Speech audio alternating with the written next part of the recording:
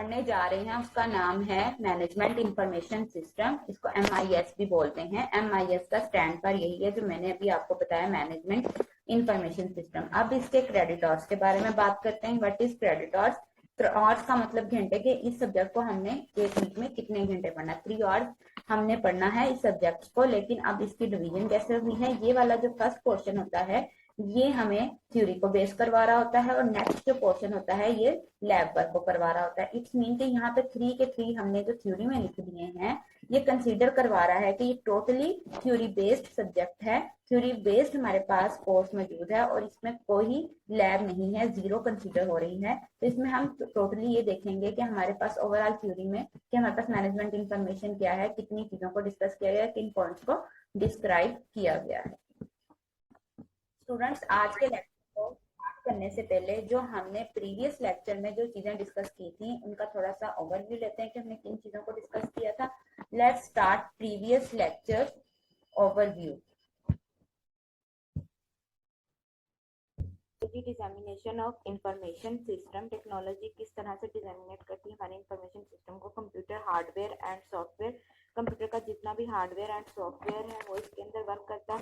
Data management and technology. Data management technology, हमारी जो data वह जितना भी मैनेज कर रही है उस टेक्नोलॉजी को कौन सी चीज मैनेज कर रही है, कौन लेकर आगे मूव करवा रहा है। Networking and telecommunication technology. Network आ जाता है internet, internet internal and external, जितने भी हमारे पास नेटवर्क होते हैं इनके इंटरनेट, एक्सट्रानेट और वर्ल्ड वाइड वेब, इन सब चीज़ों के साथ इसका कनेक्शन बिल्ड करवाया जाता है। IT infrastructure provides platform that system is built on. ऐसा प्लेटफॉर्म ये हमें प्रोवाइड करते हैं जिसके ऊपर हम एक सिस्टम बिल्ड करते हैं। इंफ्रास्ट्रक्चर का मतलब ये होता है कि ऐसा सिस्टम प्रोवाइड करना जिसमें हम लोग क्या सिस्टम बिल्ड कर रहे हैं, आईटी का सिस्टम बिल्ड कर रहे हैं जो कि हमारी पूरी टेक्नोलॉजी के साथ वर्क कर सकता है। नेक्स्ट हमारे पास आता है the integration and convenience theory of information system development. क्या कन्वीनियंस थ्योरी दी गई है? The main objective of this part of this course is present the idea of development of MIS in consisting in the integration and convergence approach by the analysis of 3 main and parts of the development। अच्छा, वो कहता है कि इसका main जो part है ना वो यही है कि हमने इसके अंदर इंटीग्रेशन देखनी है कि हमने कैसे कन्वर्जेंस लेके चलनी है, और इसके अंदर 3 पार्ट दिए गए हैं। नंबर 1 पे आता है increasing complexity of local systems architecture. जितने भी लोकल सिस्टम आर्किटेक्चर हैं उनके अंदर जितनी भी कम्प्लेक्सिटी है ये उसके अंदर बनाता है। फिर functionality integration of information system control to the current needs. कितनी भी करंट नीड्स हैं एक ऑर्गेनाइजेशन के अंदर रहता है उसको फुलफिल करवाया जाता है। एक्सपेंशन, हमने जितनी नेटवर्क इंफ्रास्ट्रक्चर किस तरह से हम लोग इसके अंदर रहते हैं इंफ्रास्ट्रक्चर को देख सकते हैं। अब आते हैं इंटीग्रेशन पे। इंटीग्रेशन क्या होता है? वो आइडियोलॉजी सेंस है जिसके अंदर रहते हुए हमने अपने functional elements by using relation, अपने रिलेशन को देखते हुए वर्क करवाना होता है जो कि कंस्टिट्यूट करते हैं specific structural components as a whole. जितने भी कंपोनेंट्स होते हैं पूरे सिस्टम को देखते हुए वर्क कराता है। Integration is here understood as a process of consolidation and merging of particular different class characters and forms of interrelated elements in order to create a functional entity resulting in the usefulness and efficiency which are greater than each of the parts acting separately। के मतलब हर part सारे system का कुछ part देखते हैं, जिनके कुछ portion पे हम लोग टेस्टिंग परफॉर्म की जाती है, तो उसके अंदर देखते हैं फर्दर वर्किंग आगे ली जाती है। इनकी फंक्शनल एंटिटी को देखा जाता है काम कैसे जा रहा है, फिर वो एक्टिंग में हमें हर पार्ट को चेक करना होता है अपने फर्दर पार्ट के अंदर आते हैं। अब आ जाते हैं convergence. Convergence convergence at the development process consisting in the formulation similar feature with the regard to construction, function and appearance of various groups of system functions under the same environmental conditions regardless of adopted specific innovation solution। कि मतलब जितनी भी हमें करते हैं कि हमें कितनी सहूलत मिलती है, काम को हम लोग कैसे लेकर चलते हैं, उसकी अपीयरेंस आती है, उनकी फंक्शनैलिटी को या उनकी कंडीशंस को रिकॉर्डलेस अपॉइंटेड करते हैं अपनी इनोवेशन सोल्यूशन में देखते हुए। नेक्स्ट हमारे पास आता है transformation data into knowledge process. पहले इसकी डायग्राम को देखें। इसमें हमारे पास क्या काम आया? ट्रांसफॉर्मेशन मैट्रिक्स आया, अंदर इसमें काम किया आई केस, यानी कि पहले टेबल ऑफ आइडेंटिफाइड बैरियर्स बनाया गया, table of reason barriers occurs क्या रीजन आएंगे इन टेबल को देखते हुए उसके अंदर फर्दर क्या वर्किंग है। Blackboard of methods of prevention or reduction of the barriers, कितने रिडक्शन एंड बैरियर्स है उन चीजों को अंदर रखते हुए वर्क करवाया, काम को देखा है, डिसीजन मेकिंग को लेकर चले हैं, डाटा किस तरह से ये सारा सिस्टम वर्क किया। अब हम इसकी जो 1 बाय 1 हमने स्टेप्स है वो सारे मूव किए उनको देखते हैं। डाटा एक्यूमुलेशन यानी कि एक्यूमुलेट किया, पूरा स्टेप देखा गया। Next by preliminary processing it is stored in data warehouse, ठीक है डाटा वेयर हाउस में उसको स्टोर करवा दिया। फिर data undergoes transformation to prepare it for a detailed analysis, एक डिटेल्ड एनालिसिस के अंदर रहते हुए किस तरह से इसको वर्क करवाया गया। Analysis is performed with the detailed analysis यानी कि 1 बाय 1 पूरे स्टेप्स का एनालिसिस किया गया। Analysis is performed with the use of automatic search tool, के जितने भी ऑटोमेटिक सर्च टूल्स हैं वो उसके ऊपर लगाए हैं। Comparison data funds with models of behaviour reactions stored in intelligent system, intelligent system के अंदर रहते हुए किस तरह से हम उसका कंपैरिजन कर सकते हैं। The ultimate outcome of such comparison is an assessment of usefulness of generalized information for management process and accumulation of such information along with data in the knowledge base, कि एक ही नॉलेज बेस के अंदर रहते हुए हमने कितना comparison किया, अपनी यूजफुलनेस इंफॉर्मेशन देखिए, उनकी मैनेजमेंट देखिए, उनकी एक्यूमुलेशन इस तरह से यह पूरा एक सिस्टम बनाते हुए अपनी इंफॉर्मेशन को कैसे आगे लेकर गए। नेक्स्ट हमारे पास आता है यहाँ पे ये पूरा प्रोसेस हमारा 1 बाय 1 हम देख रहे हैं। ये देखें, पहले हमें सबसे पहले आया पूरी डायग्राम हमने देखी, वो इसके साथ आया कि हाँ ये डाटा एक्यूमुलेट करा आइडेंटिफाइड को। नेक्स्ट जो स्टेप आता है हमारे पास वो ये देखें, कि यहाँ पे आता है कि टेबल के रीजन बनाते हैं जिसके अंदर हमने कहा कि प्रीलिमिनरी प्रोसेसिंग हो रही है। फिर उसके बाद आए इसने यहाँ पे ट्रांसफॉर्मेशन का जिक्र किया तो उसने ट्रांसफॉर्मेशन मैट्रिक्स बनाया। फिर नेक्स्ट स्टेप पे आते हैं, नेक्स्ट स्टेप पे उसके अंदर आई केस आ जाता है कि आपके टूल्स कैसे नजर आ तरह से इसके अंदर वर्किंग की जा रही है, तमाम केसेस के अंदर उसकी वर्किंग को देखा जाता है। अब उसके बाद जब आते हैं नेक्स्ट स्टेप पे हमें यहाँ पे कंपैरिजन मॉडल की तरफ लेकर जाया जा रहा है। फिर जब नेक्स्ट आते हैं तो यानी कि हमने वर्क कर लिया है, अब उनका ब्लैक बोर्ड मेथड्स आ रहे हैं जो कि प्रिजर्वेशन मेथड्स को दिखाते हैं। देन हम लोग डिसीजन मेकिंग के बाद आते हैं अब आर्किटेक्चर ऑफ सिस्टम कंपोनेंट। इसमें कौन कौन से आते हैं, इंटरेक्टिव क्वेश्चनिंग मैकेनिज्म, ठीक है, इसमें यूजर लैंग्वेज को देखते हुए हमने क्वेश्चंस लगाने होते हैं। फिर उसके बाद क्वेश्चनर्स के बाद आती हैं डाटा कलेक्शन, जो कौन सी प्रॉब्लम्स आ रही हैं डाटा को कलेक्ट करते हुए उनके अंदर एट्रीब्यूट्स एंड फंक्शंस देते जाते हैं। फिर डाटा कैटेगराइजेशन आती है जो कि न्यू वन हमने कंपैरिजन में करने थे, comparison with data collection adding new काम करते हुए problems and proper solving methods connection देखे जाते हैं, कौन कौन से ऑटोमेटिक सॉल्विंग प्रॉब्लम्स आएंगे। जब हमने ऑटोमेटिक सॉल्विंग प्रॉब्लम किया, proper one case tool where we have no ready solution, modify system or making new part it, हाँ जी हमने अपने सिस्टम को मेक करना है, फिर उसके अंदर रहते हुए फर्दर वर्किंग करानी है। अब सोल्यूशन बेस्ड मेथड सोल्यूशन, अच्छा पहले में हमारे पास आता है इंटरेक्टिव क्वेश्चनर मैकेनिज्म। मैकेनिज्म में सबसे पहले यही आया कि अपने सिस्टम को देखते हुए हमने क्वेश्चनर डिजाइन किया कि हमारा आर्किटेक्चर में क्या क्या चीजें आएंगी, किस तरह से आएंगी, उनका प्लान क्या होगा, कैसे वर्क करेगा। सेकेंड पॉइंट हमारा डाटा कलेक्शन यानी कि आइडेंटिफाई करना हमारे प्रॉब्लम क्या है, उसके अंदर रहते हुए हम किस प्रॉब्लम के ऊपर वर्क कर रहे हैं या हमने कौन सी चीज डिजाइन करनी है। नेक्स्ट हमारे पास आती है कैटेगराइजेशन यानी कि उसकी सिलेक्शन करनी है, किस टाइप का डाटा हमने सिलेक्ट करना है, विच न्यू वन। फिर अब आते हैं हम कंपैरिजन पे, जो कि डाटा को हमारा शो करवा रहा है यहाँ पे कि ये डाटा को हमारे कंपैरिजन लेके आ रहा है। नेक्स्ट हमारे पास आता है प्रॉब्लम की वैल्यूएशन करने के लिए कि हमने जितना भी प्रॉब्लम प्रॉपर वे से सॉल्व किया है कि नहीं किया। फिर हम जब ऑटोमेटिक सॉल्वर पे आते हैं तो ये आई के सॉल्वर पे लेके जाता है, हमें बताता है कि हमारा सिस्टम जो है वो उसको प्रॉपर वे से सॉल्व कर चुका है। फिर मॉडिफाई सिस्टम में क्या आता है, हमने आई केस को देखा था कि हमने आई केस को यूज करके सिस्टम को मॉडिफाई कर सकते हैं। अब सोल्यूशन बेस के अंदर क्या आता है, सोल्यूशन के अंदर सिस्टम को बेस करवा रहा है कि हमारा जो सोल्यूशन है वो एंड हो गया, फर्दर वर्किंग खत्म हो गई। नेक्स्ट हमारे अंदर ये चीजें आती हैं इस पूरे सिस्टम के अंदर जो आर्किटेक्चर सिस्टम कंपोनेंट्स को देखते हुए इस चीज को अंडरस्टैंड करवाती है। ये हमने 1 बाय 1 करके आर्किटेक्चर सिस्टम कंपोनेंट्स के सारे पॉइंट्स देखे और साथ में हमने दूसरे पीछे पॉइंट्स देखे नॉलेज डिस्कवरी। नॉलेज मैनेजमेंट क्या होती है, इसके ऊपर इंफॉर्मेशन टेक्नोलॉजी फॉर मैनेजमेंट डिटरमिन ने एक डेफिनेशन दी थी, a process that helps organisation identify, select, organise, disseminate and transfer important information and and expertise that are part of organization's memory that typically reside within the organization in an unstructured manner। कि एक ही company के अंदर रहते हुए अनस्ट्रक्चरली कैसे चीज़ों को देखा जाता है कि आपको एक पूरे प्रॉपर वे में ही चीज़ मिल रही है, उसके अंदर अनस्ट्रक्चर्ड मैनर पर चीज़ों को डिफाइन किया जा रहा है। Creating of knowledge enables effective and efficient problem solving, dynamic learning, strategic planning and decision making. Thinking जिसके अंदर की जाती है focus on identifying knowledge, exploring it in formal manner. अच्छा ठीक है, आप इसमें आइडेंटिफाई करना, नॉलेज को एक्सपर्ट करना फॉर्मल मैनर में, फिर explore by reuse. For success of organisation must be exchange among person and the able of grow.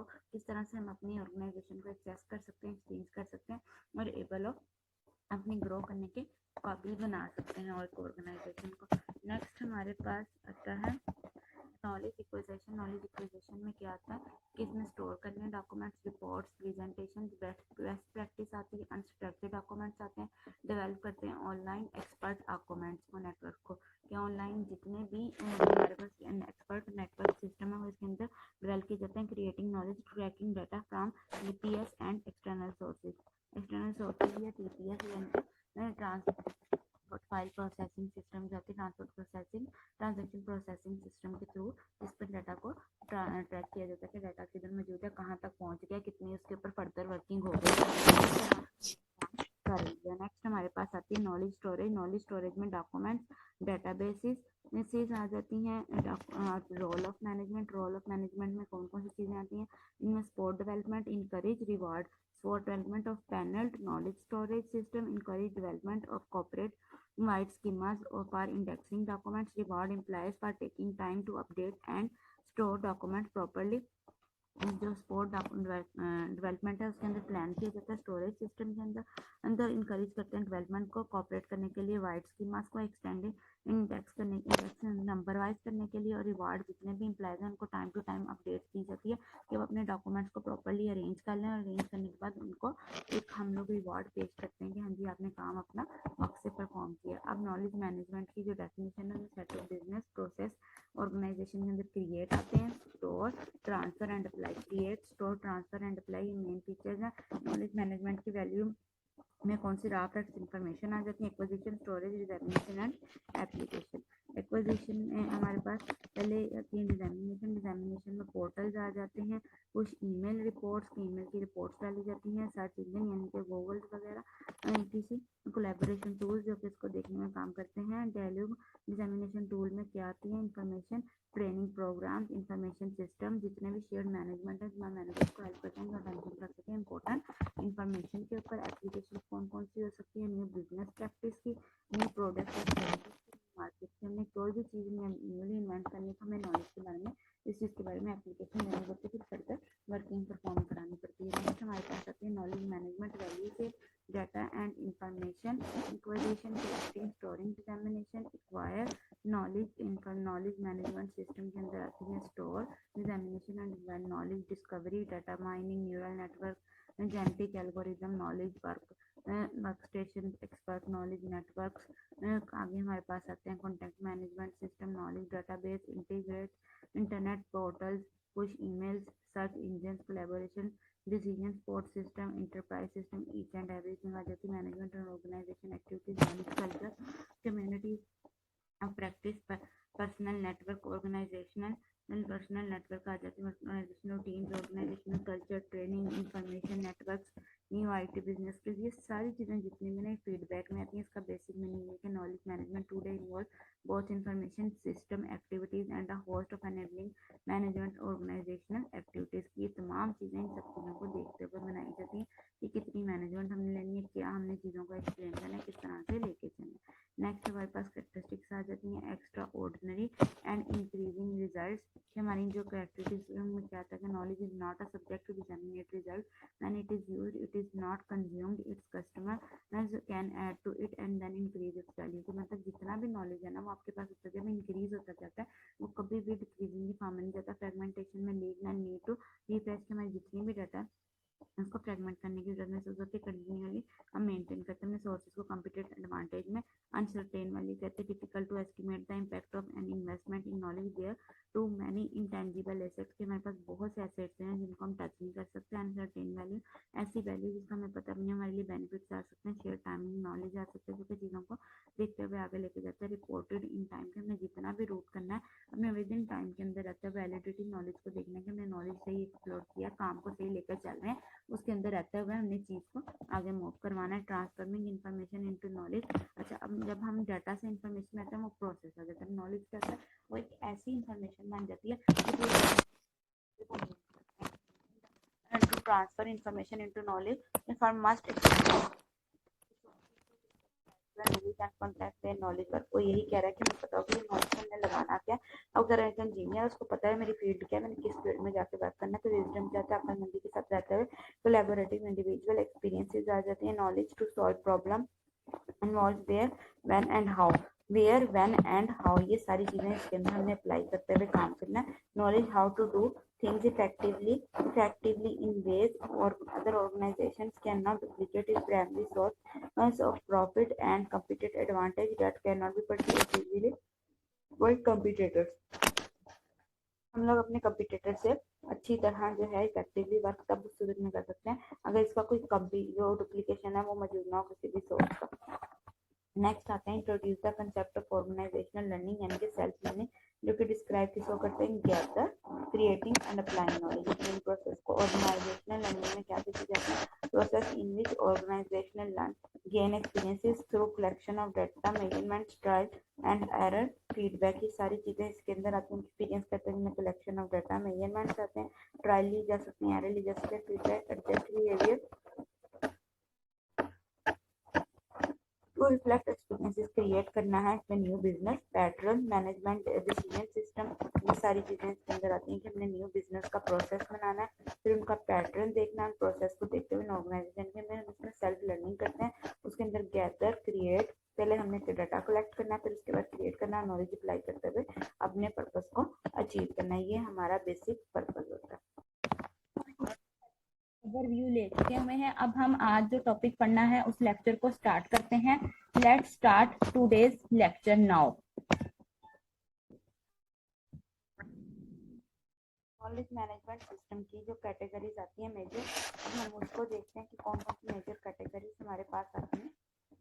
3 major categories of knowledge management system. Number 1, enterprise wide knowledge management system. Number 2, knowledge work system. Number 3, intelligent enterprise knowledge wide knowledge management system. General purpose wide firm wide effort to collect, store, distribute and digital content and knowledge. ये तमाम चीज़ों को देखते हुए work करता है कि हमारी एफर्ट कैसे जा रही है, कलेक्ट कैसे करें, स्टोर क्या करें और चीज़ों को किस तरह से डिस्ट्रीब्यूट कर रहे हैं, उसका नॉलेज कैसे रख रहे हैं। नॉलेज वर्क सिस्टम में क्या आता है, स्पेशलाइज सिस्टम जितने भी तो बिल्ड किए जाते हैं इंजीनियर, साइंटिस्ट और अदर नॉलेज के लिए, जो कि वर्क करते हैं charge with discovering and creating new knowledge.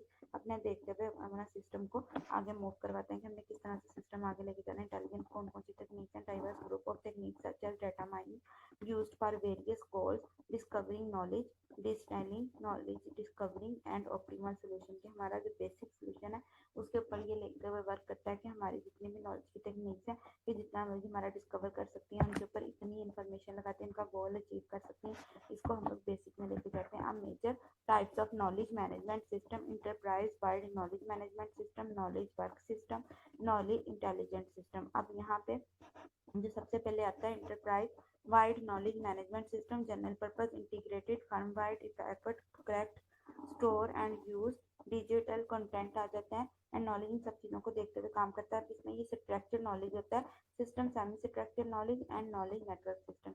इनके स्ट्रक्चर भी होता है, कुछ स्ट्रक्चर चीज़ें भी थी, इसलिए इसको स्ट्रक्चर एंड स्ट्रक्चर को इकट्ठा करके सेमी स्ट्रक्चर का नाम दिया गया। नॉलेज वर्क सिस्टम में क्या आता है, स्पेशलाइज्ड वर्क स्टेशन आते हैं, सिस्टम्स, इंटरप्राइज आ जाते हैं, engineers and other knowledge workers to create and discover new knowledge. के हमारे नॉलेज को किस तरह से वो लोग डिस्कवर कर सकते हैं, चीज़ों को बराबर लेके जा सकते हैं। Computer aided design, 3D visualisation, virtual reality, investment work station, हमारा किस तरह से इन्वेस्टमेंट वर्क स्टेशन काम कैसे चल रहा है। अब बातें हैं इंटेलिजेंस टेक्निक्स पे, वो टेक्निक जिनके ऊपर माइंड लेवल लगाया जाता है, उन टेक्निक्स को देखते हुए फर्दर वर्किंग की जाती है। टूल्स फॉर डिस्कवरिंग पैटर्न, ठीक है, जहाँ पे इंटेलिजेंस का वर्क जाते हैं वहाँ पैटर्न लगते हैं, इनके चीज़ को डिस्कवर कराने के लाइक हमने चेयर की पहचान करानी तो वहाँ पैटर्न लगेंगे, न्यूरल नेटवर्क का काम आ जाता है, जो कि वहाँ पे डिसीजन मेकिंग करवाता है, यानी कि उन्होंने खुद ही बता दिया expert system, decision making, case based reasoning, fuzzy logic, genetic algorithm, intelligent engine, each and everything कहते हैं। 3 category management system each can be broken down further into more specialised type of knowledge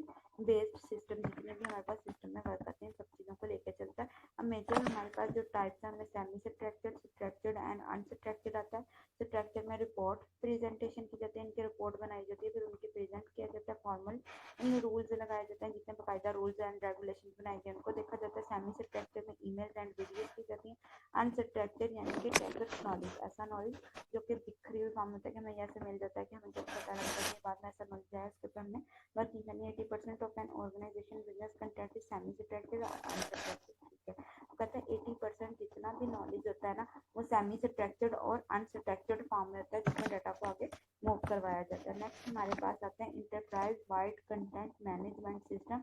ये क्या काम करते हैं? ये help करते हैं, कैप्चर करते हैं, store, read, drive, distribute process. अच्छा, इनका जो मेन काम है ना, डॉक्यूमेंट्स बनाना है, फिर रिपोर्ट्स बनाने, इनको बेस्ट प्रैक्टिस करनी, सेमी स्ट्रक्चर्ड नॉलेज ईमेल बनाना है, ब्रिंग इन एक्सटर्नल सोर्सेज बनाने, news feed and research tools for communication and collaboration. अपने टूल्स देखने, कोलैबोरेशन करनी है कम्युनिकेशन के लिए। नेक्स्ट हमारे पास आते हैं इंटरप्राइज कंटेंट मैनेजमेंट सिस्टम। इसमें हमारे पास क्या है, ये यूजर है, यूजर ने कैसे काम करना है, क्रिएट करना है, कैप्चर करना है, क्रिएट कर ले या कैप्चर कर ले, टैग करना है, इसको स्टोर यानी कि रीड राइट भी करवा सकते हैं, manage, review, distribute and publish. और ये यूनिफाइड रिपोजिटरी, मतलब वो एक बेसिक जरिए से आता है, काम करवाना है, रिपोर्ट बनानी है, प्रेजेंटेशन, बेस्ट प्रैक्टिस, मेमोज यानी कि नंबर वगैरह लगाने, डिजिटल से स्लाइड्स बनानी है, emails, graphics, videos, news feed, each and everything. An enterprise content management system has capabilities for classifying, organizing and managing structured and semi-structured knowledge and make it available throughout the enterprise. अब enterprise का जहाँ word आ जाता है, ये business के साथ dealing करवाता है। इसमें वो कह रहा है कि इसमें कौन कौन सी कैपेबिलिटीज होंगी, हमें क्लासीफाई पता हो कि हमने काम क्या करना है, फिर ऑर्गेनाइजिंग करना है हमको, यानी कि एक मैनर में लाना, फिर मैनेज करना, फिर उसके बाद ये स्ट्रक्चर और सेमी स्ट्रक्चर हमने भी पढ़ा कि 80% जितना भी वर्क है स्ट्रक्चर और सेमी स्ट्रक्चर में नॉलेज का किया जाता है और इनको अवेलेबल किया जाता है through out over the business. जितना बिजनेस हमें चाहिए होता है पूरे सिस्टम के साथ, तो इसको मैनेज करके हम लोग चलाते हैं। हम इस लेक्चर को एंड करने से पहले जो हमने आज लेक्चर में पढ़ा है उस लेक्चर का थोड़ा सा ओवरव्यू ले लेते हैं कि हमने आज के लेक्चर में क्या चीजें पढ़ी थी, किन चीजों को डिस्कस किया था। कि let's start today lectures overview.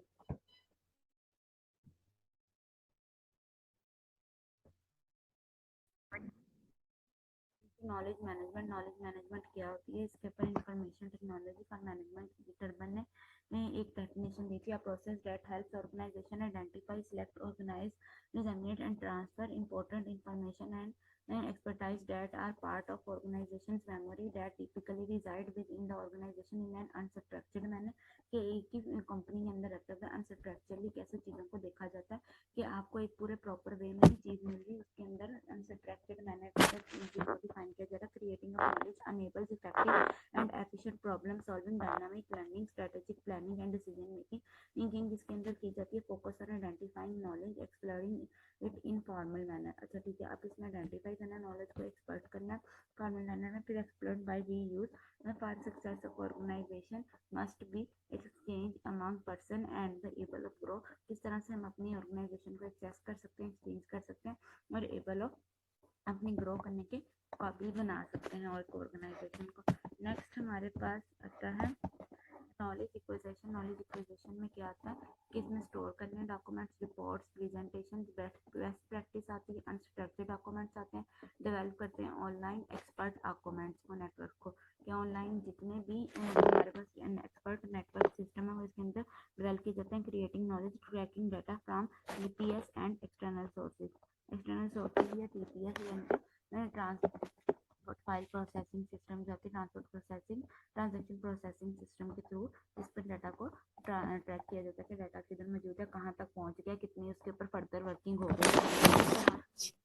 Next हमारे पास आती है नॉलेज स्टोरेज। नॉलेज स्टोरेज में डॉक्यूमेंट्स, डेटाबेसेस मैसेज आ जाती हैं।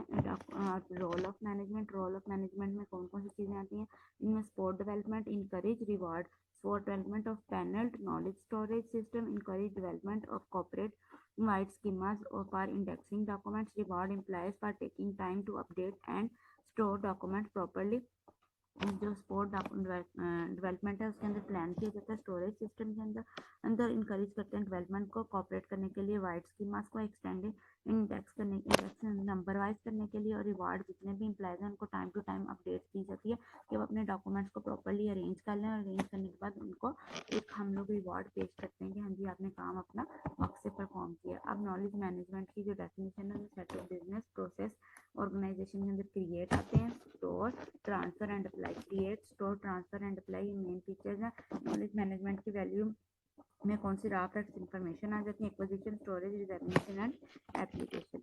एक्विजिशन में हमारे पास पहले आती है डिजामिनेशन। डिजामिनेशन में पोर्टल्स आ जाते हैं, कुछ ईमेल रिपोर्ट्स, ईमेल की रिपोर्ट्स डाली जाती हैं, सर्च इंजन यानी कि गूगल वगैरह, किसी कोलैबोरेशन टूल्स जो कि इसको देखने में काम करते हैं। डायलॉग डिजामिनेशन टूल में क्या आती है? Information training program, information system, जितने भी शेयर्ड मैनेजमेंट है मैनेजर को हेल्प करते हैं, अटेंशन कर सकें इंपॉर्टेंट इंफॉर्मेशन के ऊपर। एप्लीकेशन कौन कौन सी हो सकती है? न्यू बिजनेस प्रैक्टिस की, न्यू प्रोडक्ट और सर्विस की, मार्केट में हमने कोई भी चीज़ न्यूली इन्वेंट करनी तो हमें नॉलेज के बारे में, इस चीज़ के बारे में एप्लीकेशन देनी पड़ती है, फिर फर्दर वर्किंग परफॉर्म करानी पड़ती है। नेक्स्ट हमारे पास आती है नॉलेज मैनेजमेंट वैल्यू से data and information, acquisition, collecting, storing, dissemination, acquire knowledge.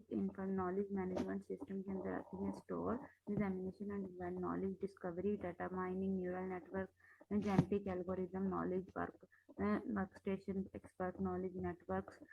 आगे हमारे पास आते हैं contact management system, knowledge database, integrate internet portals, push emails, search engine, collaboration, decision support system, enterprise system, each and everything आ जाती है। Management and organisation activities, knowledge culture, communities practice, personal network, organisational personal network आ जाती है। Organisational teams, organisational culture, training, information networks, new IT business skills, ये सारी चीज़ें जितनी भी ना फीडबैक में आती हैं। इसका बेसिक मीनिंग है कि knowledge management today involve both information system activities and a host of enabling management organisational activities की। ये तमाम चीज़ें इन सब चीज़ों को देखते हुए बनाई जाती हैं कि कितनी मैनेजमेंट हमने लेनी है, क्या हमने चीज़ों को एक्सप्लेन करना है, किस तरह से लेके चलना है। नेक्स्ट हमारे पास कैरेक्टरिस्टिक्स आ जाती हैं extra ordinary and increasing results. हमारी जो कैरेक्टरिस्टिक्स में क्या था कि knowledge is not a subject to determinate result, when it is used it is not consumed, its customer can add to it and then increase its value. तो मतलब जितना भी नॉलेज है ना वो आपके पास उस जगह में इंक्रीज होता जाता है, वो कभी भी डिक्रीजिंग की फॉर्म में नहीं जाता। फ्रेगमेंटेशन में lead and need to refresh, हमारी जितनी भी डाटा है उसको फ्रेगमेंट करने की जरूरत महसूस होती है। कंटिन्यूअली हम मेंटेन करते हैं अपने सोर्सेज को कम्पिटेटिव एडवांटेज में। अनसर्टेन वाली कहते हैं difficult to estimate the impact of an investment in knowledge, there too many intangible assets के हमारे पास बहुत से एसेट्स हैं जिनको हम टच नहीं कर सकते। अनसर्टेन वैल्यू ऐसी वैल्यू जिसका हमें पता नहीं, हमारे लिए बेनिफिट्स आ सकते हैं, शेयर टाइमिंग नॉलेज आ सकते हैं जो कि चीज़ों को देखते हुए आगे लेके जाता है। रिपोर्टेड इन टाइम के हमें जितना भी रूट करना है हमें विद इन टाइम के अंदर रहता है। वैलिडिटी नॉलेज को देखना कि हमने नॉलेज सही एक्सप्लोर किया, काम को सही लेकर चल रहे हैं, उसके अंदर रहते हुए हमने चीज़ को आगे मूव करवाना है। Transforming information into knowledge. अच्छा, अब जब हम डाटा से इंफॉर्मेशन आता है वो प्रोसेस आ जाता है। नॉलेज क्या होता है? वो एक ऐसी इंफॉर्मेशन बन जाती है to transfer information into knowledge, for must knowledge work. वो यही कह रहा है कि मुझे पता हो कि नॉलेज हमने लगाना क्या। अगर एक इंजीनियर उसको पता है मेरी फील्ड क्या है, मैंने किस फील्ड में जाके वर्क करना है, तो विजडम क्या है अपना मंदी के साथ रहते हुए कोलैबोरेटिव इंडिविजुअल एक्सपीरियंसेस आ जाती है। Knowledge to solve problem involve where when and how, where when and how, ये सारी चीज़ें इसके अंदर हमने अप्लाई करते हुए काम करना है। Knowledge how to do things effectively in ways or other organizations cannot duplicate is primary source of profit and competitive advantage that cannot be purchased easily by competitors। हम लोग अपने कंपिटिटर से अच्छी तरह जो है इफेक्टिवली वर्क तब उस में कर सकते हैं अगर इसका कोई जो डुप्लीकेशन है वो मौजूद ना हो किसी भी सोर्स का। नेक्स्ट आते हैं introduce the concept of organisational learning यानी कि सेल्फ लर्निंग, जो कि डिस्क्राइब किसको करते हैं? Gather, creating and applying knowledge. इन प्रोसेस को ऑर्गेनाइजेशनल लर्निंग में क्या देखी जाती है? Process in which organisational learn gain experiences through collection of data, measurements, trial and error, feedback. ये सारी चीज़ें इसके अंदर आती हैं। एक्सपीरियंस करते हैं जिनमें कलेक्शन ऑफ डाटा, मेजरमेंट्स आते हैं, ट्रायल ली जा सकती है, एरर ली जा सकती है, फीडबैक, एडजस्ट बिहेवियर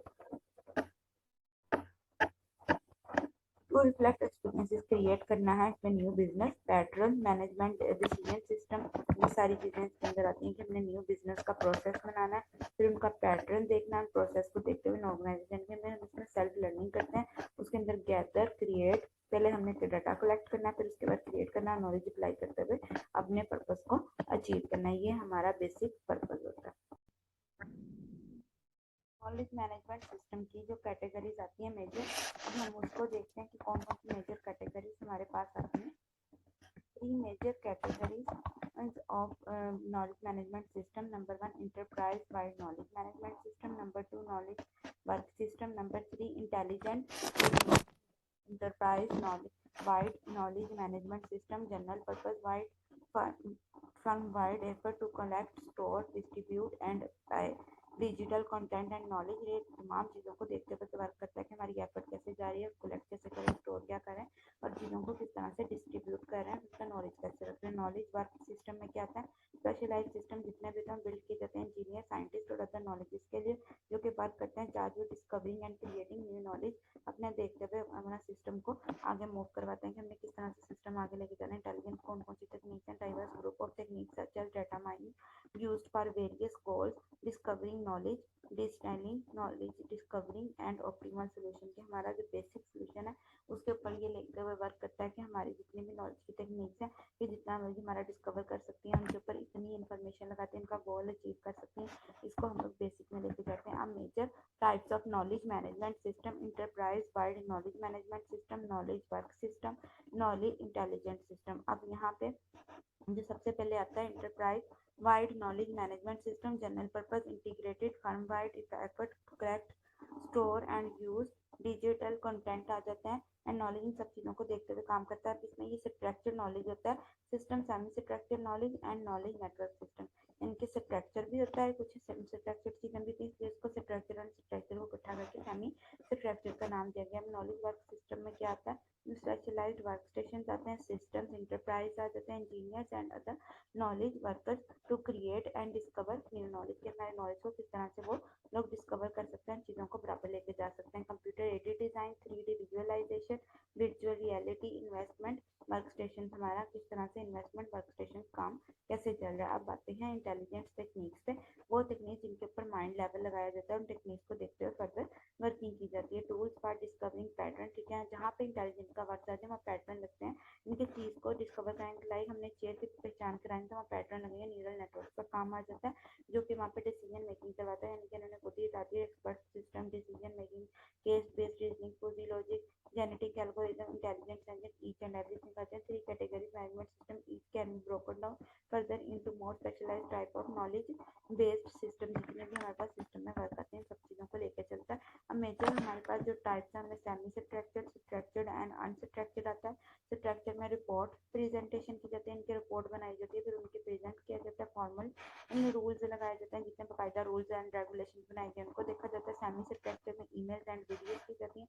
अनस्ट्रक्चर्ड यानी कि टेक्स्ट नॉलेज, ऐसा नॉलेज जो कि बिखरी हुई फॉर्म होता है कि हमें ऐसे मिल जाता है कि हमें जब पता लगता है कि बाद में ऐसा नॉलेज आया, उसके ऊपर हमने वर्किंग करनी है। 80% of an organisation business content is semi structured और अनस्ट्रक्चर्ड, ठीक है, कहते हैं 80% जितना भी नॉलेज होता है ना वो सेमी स्ट्रक्चर्ड और अनस्ट्रक्चर्ड फॉर्म में होता है, जिसमें डाटा को आगे मूव करवाया जाता है। नेक्स्ट हमारे पास आते हैं enterprise wide content management system, ये क्या काम करते हैं, ये हेल्प करते हैं, कैप्चर करते हैं, store, read, drive, distribute process.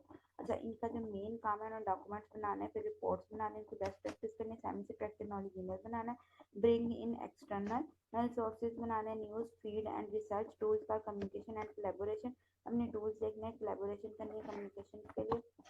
Next हमारे पास आते हैं इंटरप्राइज कंटेंट मैनेजमेंट सिस्टम, इसमें हमारे पास क्या ये यूज़र है, यूज़र ने कैसे काम करना है, क्रिएट करना है, कैप्चर करना है, क्रिएट कर ले या कैप्चर कर ले, टैग करना है, इसको स्टोर यानी कि रीड्राइव भी करवा सकते हैं, manage, review, distribute and publish, और ये यूनिफाइड रिपोजिटरी, मतलब वो एक बेसिक जरिए से आता है, हमें काम करवाना है, रिपोर्ट बनानी है, प्रेजेंटेशन, बेस्ट प्रैक्टिस, मेमोज यानी कि नंबर वगैरह लगाने हैं, डिजिटल स्लाइड्स बनानी है, emails, graphics, videos, news feed, each and everything. An enterprise content management system has capabilities for classifying, organizing and managing structured and semi-structured knowledge and make it available throughout the enterprise. अब enterprise का जहाँ word आ जाता है ये business के साथ dealing करवाता है, जिसमें वो कह रहा है कि इसमें कौन कौन सी कैपेबिलिटीज होंगी, हमें क्लासीफाई पता हो कि हमने काम क्या करना है, फिर ऑर्गेनाइजिंग करना है उनको, यानी कि एक मैनर में लाना, फिर मैनेज करना, फिर उसके बाद ये स्ट्रक्चर और सेमी स्ट्रक्चर हमने भी पढ़ा कि 80% जितना भी वर्क है स्ट्रक्चर और सेमी स्ट्रक्चर में नॉलेज का किया जाता है, इनको अवेलेबल किया जाता है through out over the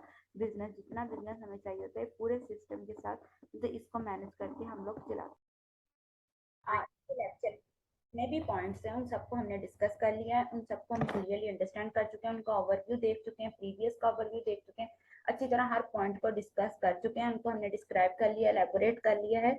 now this is end of the lecture. Allah Hafiz.